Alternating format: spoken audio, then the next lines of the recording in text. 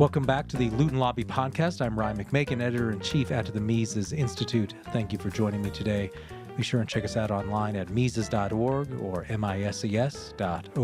And if you like this sort of content, you can get weekly or daily updates at the subscription link that's at the top of the page. Just click on there and choose how many emails you want, and you'll get updates on when we add new podcasts, articles, and more.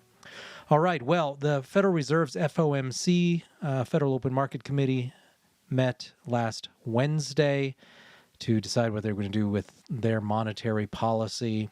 And they came out and they said they weren't going to make any changes. They were going to keep the target interest rate at 3.7%. We can assume they're not going to make any big changes to their portfolio. That is, how many assets in terms of mortgage-backed securities and government treasuries they're holding in their portfolio. And that affects just how loose money is, affects how much money they're either adding to the economy or taking out of the economy. And so since that was barely mentioned, we can assume there's not going to be a big change there. So generally, it looks like the Fed is holding steady. Now, there's a lot of talk about what the Fed's going to do going forward, and even some talk about the Fed allowing interest rates to rise later this year. And Warsh, when he got up and made his comments, talked a lot about big plans going forward now that he's the new chairman of the Fed and all of that.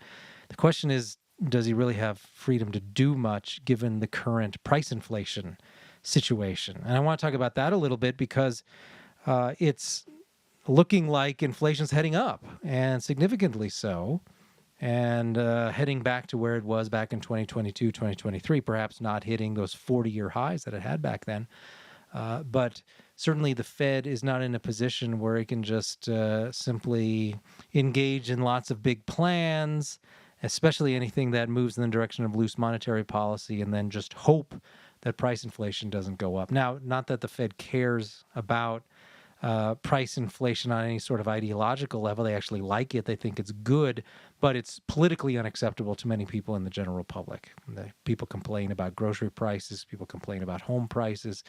They complain about rising prices, and for good reason.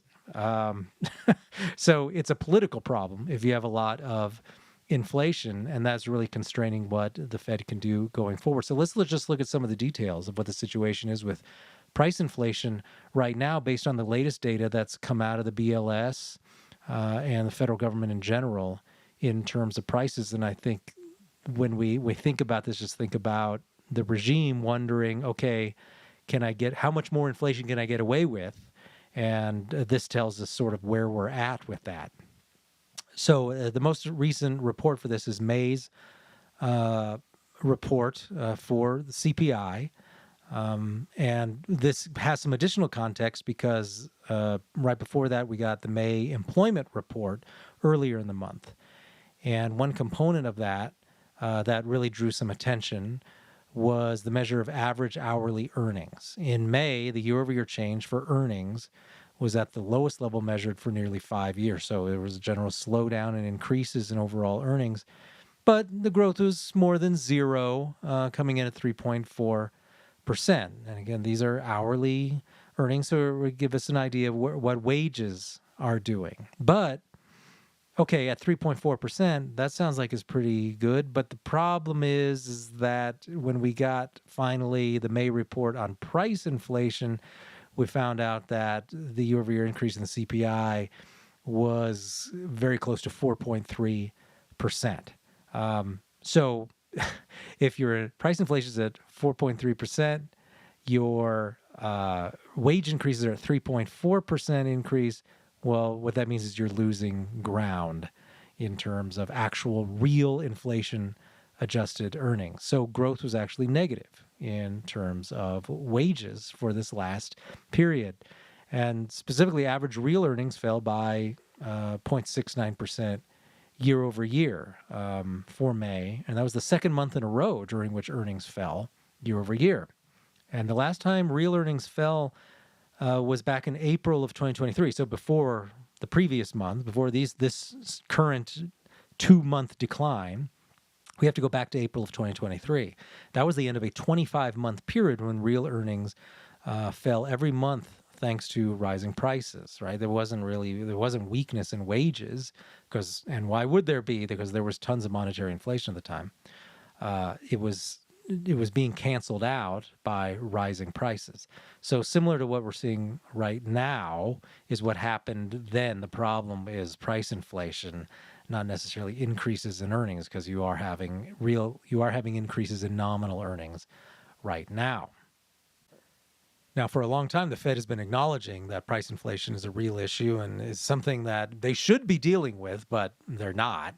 And as Warsh pointed out in his press conference, right, it's been 5 years now that the Fed hasn't managed to actually deal with its price inflation coming in at well above the 2% price inflation goal that the Fed sets for itself.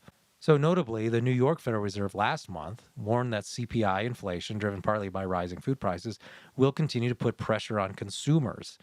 This is just the latest acknowledgement by the Fed that inflation is a real issue for normal people.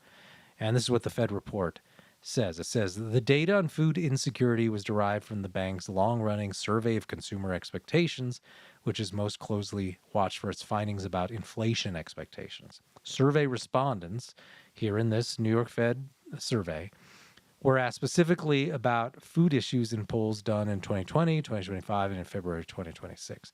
Wealthy Americans have been buoyed by rising asset values tied to the stock market, a stable job market, and lower home borrowing costs. Meanwhile, the high inflation pressures that have prevailed since the COVID-19 pandemic have kept pressure on many Americans, as key forms of government support have been in retreat also. Much of America's current economic strength rests on the spending power of the wealthier economic class. The bottom of the K-shape represents a significant share of the middle and lower income population experiencing elevated levels of economic uncertainty and financial hardship, the bank's report said. The reference to the K-shape, they're talking about the K-shaped recovery, right? You imagine a K in your head, and part of the K is going up, and part of the K is going down.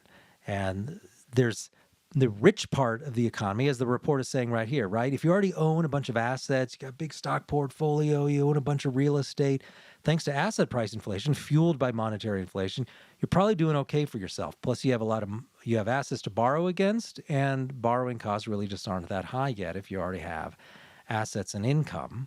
So you're probably doing well for yourself. The other part, the downward sloping part of the K, is regular people, first-time home buyers, lower income people, working class people. We're not necessarily talking about people who are unemployed, who are poor, no education whatsoever. We're just talking about normal people who are often younger, or just life hasn't been easy and they haven't had a chance to acquire a lot of assets yet. And those people are getting absolutely worked by rising prices right now. So this is this dual economy we're now living in thanks to inflation, where people who already had assets or inherited assets are doing fine. Inflation is helping them because it's inflating the prices of their assets, but normal people are getting hit in a big way by rising prices. So inflation is not affecting everybody the same. We know this because of Cantillon effects, that we've mentioned many times at Mises.org. And this is something that the Fed knows is happening, but is hoping that maybe it will somehow magically find a solution to that. This is why the Fed keeps mentioning at all of their FOMC meetings that inflation's a problem, but doesn't do anything about it because politically they are rewarded for inflating assets because that helps the upper classes, the people with more money, the people who vote more, and the people who have more political influence.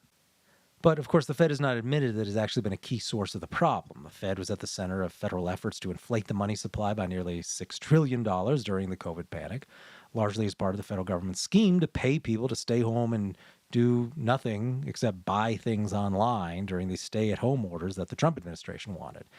And so this led to the multi-decade highs in price inflation that occurred during 2022 and 2023, and we continue to live with the consequences today. In fact, May's 12-month CPI increase of 4.3%, the highest in 38 months, suggests a continued trend upward. The month-to-month increase, meanwhile, was the third highest increase since May 2023. So looking at looking at this graph, if we imagine in our minds, looking at the last few months in terms of year-over-year increases, it is accelerating and has been doing so since early 2026, and that trend hasn't changed. And according to the BLS, much of the price growth was driven by fuel prices. Of course, that's not a big shock for anybody given the situation in Iran. And those were up by 23.5% in the May report, year over year. So food was up by not as much, 3.1%, but still not great and certainly well above the 2% overall target that the Fed wants. So one might then, looking at this, offer the explanation that once the Iran situation calms down and energy prices return to normal levels, quote unquote, then price inflation will start to fall. Now, this might ring true were not for the fact that core CPI minus food and energy, also shows upward pressure in prices and general increases there as well. For example, in May, core CPI growth year over year hit a 9-month high, while month-to-month growth remains firmly in positive territory. A similar trend also exists in the Fed's preferred price inflation measure, personal consumption expenditure, the PCE. And the Fed states that its target for price inflation is 2%, and they mean that in terms of the PCE. Yet the Fed hasn't done this now in 62 months. And we don't yet have May's PCE number because that doesn't come out at the same time as the CPI. But April's PCE increase was 3.8%, well above 2%, the largest in 35 months. The core PCE measure showed a similar trend, rising to 3.3%. And April's core PCE increase was the largest in 30 months. So these new highs in PCE increases come nearly 2 years after the Fed announced back in September 2024 that price inflation was rapidly returning to the 2% target. So Powell got up there and said, basically, inflation is solved. We're going to now pivot back to forcing down interest rates and buying up assets, more easier monetary policy. But we're already on that path to the 2% target. Well, that was either a lie or Powell just absolutely has no clue what's going on, neither of which is great in terms of credibility for the Fed. Now, a further indication that the Fed's 2-year-old promise of flattening price increases isn't coming true anytime soon is that producer prices soared in May. Producer prices. This is according to the Producer Price Index, and the year-over-year increase for that was 6.45%, the highest in 42 months. These are price increases that producers face. So in other words, a small business owner or manufacturer, they're paying higher prices to get the goods they need to make things or to offer services to consumers. So much for the administration's promises that more war and more taxes in the form of tariffs would somehow make businesses more productive. In reality, the cost of business is rapidly rising for a lot of business owners. And this is reflected in the PPI numbers. So millions of ordinary Americans now face falling real wages and falling prices and rising prices for food, fuel, and materials necessary for doing business. This appears to have the most impact on those at the lower income levels, as the Fed report admits. And the central bank and the regime overall will attempt to blame all this, though, on greed or on the Iranian state or on some other non-monetary cause. Yet the fact remains that price inflation comes from monetary inflation as new money floods into the economy and bids up prices across sectors to levels that would not be possible without so-called money printing, right? That's the shorthand we use for it. There's not really physical money being printed in most cases, but we're looking at an easy money economy right now, in spite of claims from the Fed that monetary policy is restrictive. We can see that it's not. And how do we know that's not? Well, because we can see that money supply data shows that money supply growth is significant. In fact, it hit a 49-month high in April, with nearly 2/3 of the total existing money supply having been created just in the past 13 years. So this isn't we're not talking about some 60-year thing, although money supply certainly obviously increased massively during that period. But we're talking about just really since 2008, 2009, since the Great Recession, that baked into monetary policy has just been biases very much in favor of unusually high amounts of monetary inflation.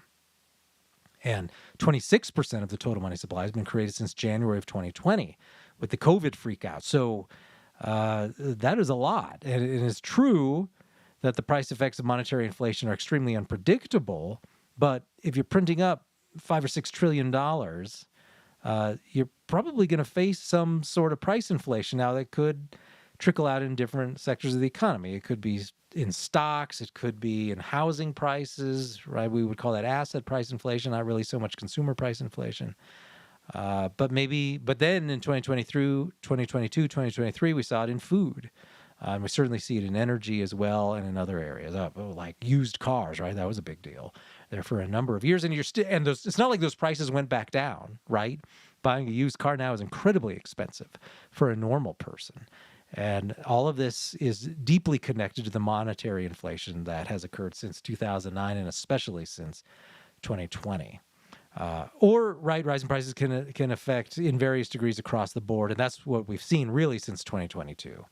Is that it was no longer just limited to housing prices and stock prices, where we had seen it really restricted for a long time, but then it finally started to hit consumer prices in a big way. So it's hard to guess, of course, these details ahead of time, but we can't really talk about price inflation without talking about the money supply in general. And so we just need to be cognizant of what's going on here with the money supply, what's going on with prices, if we're going to get a guess about what is the Fed going to do with policy. Sure, the Fed would prefer to ignore rising prices or any of these things that affect normal people, because that's not the Fed's constituency. The Fed doesn't care about that stuff. The Fed exists to make sure that the regime is able to borrow and spend cheaply and easily.